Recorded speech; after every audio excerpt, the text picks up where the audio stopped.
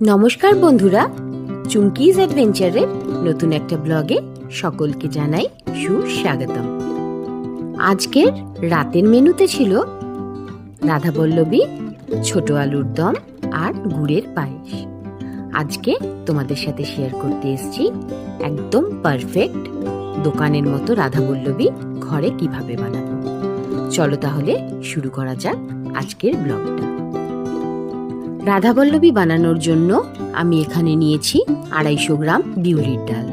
বিউলির ডালটাকে ভালো করে ধুয়ে 8 ঘন্টা থেকে 10 ঘন্টা ভেজাতে রেখে দিয়েছিলাম। ওভারনাইট ভেজাতে পারলে আরও ভালো হয়। তারপর ডালটার একটা স্মুথ পেস্ট মিক্সিতে বানিয়ে নিয়েছিলাম। রাধাবল্লভী বানানোর জন্য একটা মশলা বানাতে হবে। মশলাটা আর কিছুই না, 1 চামচ জিরে আর 2 চামচ মৌরিকে ভালো করে ড্রাই রোস্ট করে মিক্সিতে একটা ফাইন পাউডার বানিয়ে নিতে হবে। রাধাবল্লভীর ময়দাটা বানানোর জন্য আমি একটা পাত্রে নিয়েছি 750 ময়দা। তার মধ্যে অ্যাড করেছি 1 চামচ আদা আর কাঁচা লঙ্কার পেস্ট। তারপর এর মধ্যে অ্যাড করলাম পরিমাণ মতো নুন, 2 চামচ চিনি, যে ভেজে রেখেছিলাম মশলাটা সেই মশলাটা 1 চামচ, বেটে রাখা বিউলির ডাল 2 চামচ আর রিফাইন্ড অয়েল 1 চামচ। সব কিছুকে ভালোভাবে মিক্স করে নিতে হবে যাতে কোনো লাম্পস না থাকে। ময়দাটাকে মুঠো করলে একটা ডো টাইপের হবে, সেরকম পর্যায়ে আসলে তারপর এর মধ্যে গরম জল দিয়ে ভালো করে ময়দাটাকে মাখতে হবে 8 থেকে 10 মিনিট। একদম মসৃণ করে মাখতে হবে। তারপর ডোটাকে উপর থেকে একটু তেল ছড়িয়ে ভালো করে তেলটা গায়ে মাখিয়ে নিয়ে একটা ভেজা কাপড় দিয়ে ময়দাটাকে ঢেকে রাখতে হবে 2 ঘন্টা। 2 ঘন্টা ময়দাটা মাখা থাক, ততক্ষণে আমরা পুরটা বানিয়ে নিই।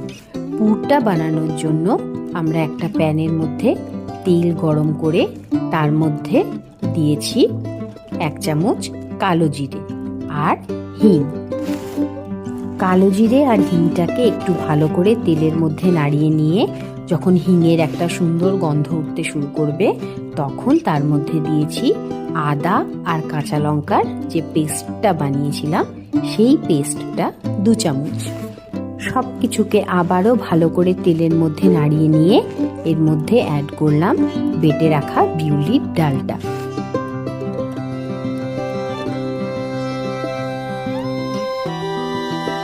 ডালটা কিন্তু প্রথমে প্রচণ্ড স্টিকি হবে। আস্তে আস্তে করে এটাকে নাড়িয়ে নাড়িয়ে যতটা ডালের মধ্যে ময়েশ্চার আছে পুরো ময়েশ্চারটাকে শুকিয়ে নিতে হবে। ডাল থেকে ময়েশ্চারটা একদম চলে গেলে, ডালটা একদম শুকিয়ে শুকিয়ে এলে তার মধ্যে অ্যাড করব পরিমাণ মতো নুন, 2 চামচ চিনি আর ভেজে রাখা গুঁড়ো মশলাটা।